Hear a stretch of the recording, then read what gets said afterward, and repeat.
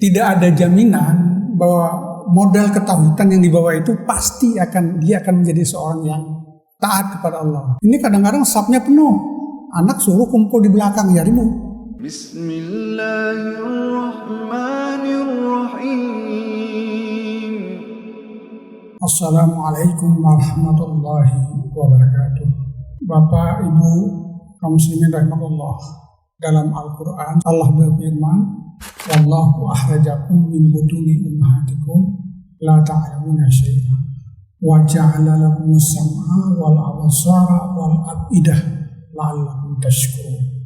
Kalau kita coba lihat ajaran yang terkandung pada ayat ini, yang pertama penegasan Allah bahwa manusia itu dilahirkan dari seorang ibu. Allah mengeluarkan kamu semua dari perut ibumu dalam keadaan tidak mengetahui apa-apa. Tetapi bagi dia kami jadikan atau kami berikan kemampuan mendengar, wal absar, kemampuan melihat, dan hati. Semoga manusia mensyukuri itu. Jadi kalau kita telaah maknanya, ada 4 paling tidak yang terkandung di dalam. Yang pertama adalah penegasan Allah bahwa tidak ada manusia dilahirkan kecuali melalui ibunya. Kalaupun dalam perkembangan teknologi ada bayi tabung, itu sebetulnya hanya prosesnya saja, tapi tetap bersumber dari air mani atau sel telur dari sang ibu. Yang kedua, Allah menegaskan bahwa Anda ketika lahir tidak memiliki sesuatu, tidak membawa apapun, terutama yang bersifat fisik atau indrawi yang bisa kita lihat. Lalu yang ketiga, Allah menegaskan kehadiran Anda di dunia ini disertai dengan modal dasar berupa kemampuan mendengar, kemampuan melihat, dan kemampuan memutuskan dengan hati. Dan yang keempat, dengan pemberian Allah itu mestinya kamu bersyukur. Bapak, Ibu, dan hadirin sekalian saya hormati, jadi ada 4 hal yang sebetulnya bisa kita telaah lebih lanjut. Salah satu di antaranya tadi adalah la ta'lamuna syai'an. Benarkah manusia itu lahir tidak membawa sesuatu?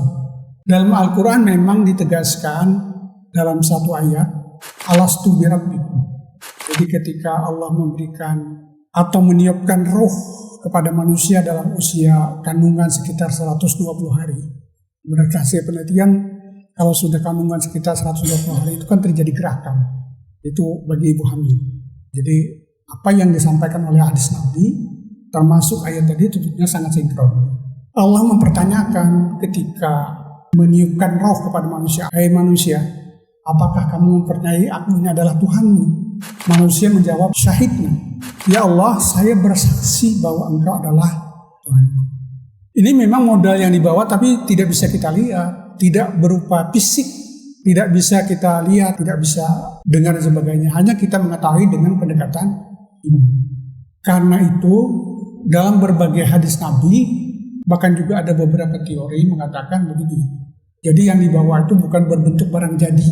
Yang dibawa itu hanya modal ketauhidan, modal kepercayaan kepada zat yang berkuasa. Tapi apakah itu akan tumbuh dan berkembang dengan baik? Itu tergantung lingkungannya. Rasulullah mengatakan, kullu mauludin yuladu alal fitrah, fabawahu yuhawidanihi au yunasiranihi au yumatisanihi. Setiap kamu dilahirkan dalam keadaan fitrah. Jadi fitrah itu bisa diterjemahkan potensi atau modal. Tekanannya adalah model ketauhidan. Jadi manusia itu dilahirkan dalam keadaan fitrah suci. Jadi kalau pengertian fitrah itu memang agak banyak ya maknanya menurut tafsir. Tapi salah satu diantaranya adalah modal ketauhidan. Fa'abawahu yuhawidinahi au yunasiranihi au yumatisanihi. Karena memang ketika Nabi mengucapkan itu, situasi di sekitar Arab Saudi itu hanya ada Yahudi, Nasrani, Majusi.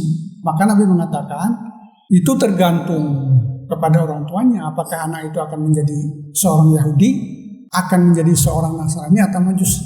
Itu tergantung. Jadi artinya, tidak ada jaminan bahwa modal ketauhidan yang dibawa itu pasti dia akan menjadi seorang yang taat kepada Allah. Pasti akan menjadi seorang yang beriman sejak lahirnya sampai meninggal. Di barat juga ada teori, namanya teori konvergensi oleh Schopenhauer misalnya. Schopenhauer mengatakan bahwa manusia itu lahir membawa potensi. Jadi seperti sesuatu yang memang siap untuk berkembang kalau dikembangkan. Makanya di kalangan para ahli muncul pertanyaan, sebetulnya ini yang duluan itu teori fitrah Nabi Muhammad atau teorinya konvergensi William Schopenhauer. Tapi kalau kita telaah sejarahnya, Nabi Muhammad mengucapkan hadis dengan teori fitrahnya itu pada abad ke-7, sementara Schopenhauer abad ke-18. Jadi kalau kita lihat dari sejarahnya ya, kalaupun itu meniru, Schopenhauer yang meniru pendapat Nabi, bukan Nabi yang meniru pendapat Schopenhauer. Bapak Ibu dan hadirin sekalian hormati, jadi kesimpulannya adalah potensi yang dibawa oleh setiap individu anak itu memang harus dipupuk, dibina dan dikembangkan, dan salah satu yang harus bertanggung jawab mengembangkannya itu adalah orang tuanya. Dalam Al-Quran misalnya surah At-Tahrim ayat 6 Allah mengatakan ya ayyuhallazina amanu qu anfusakum wa ahlikum nar.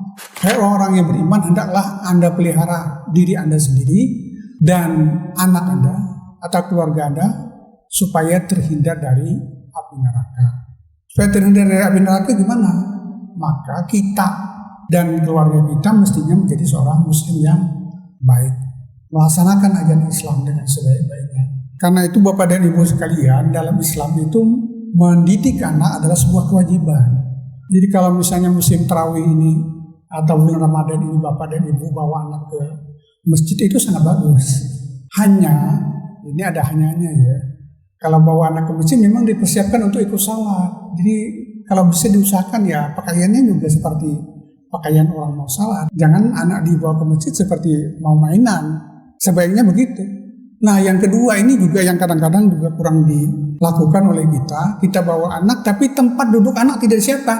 Makanya panitia itu setiap tahun tuh selalu mengatakan anak tuh disiapkan sapnya. Jadi bapaknya atau ibunya itu harus menyiapkan sapnya di sampingnya. Lalu diberi jarak, kemudian orang yang di samping juga harus paham.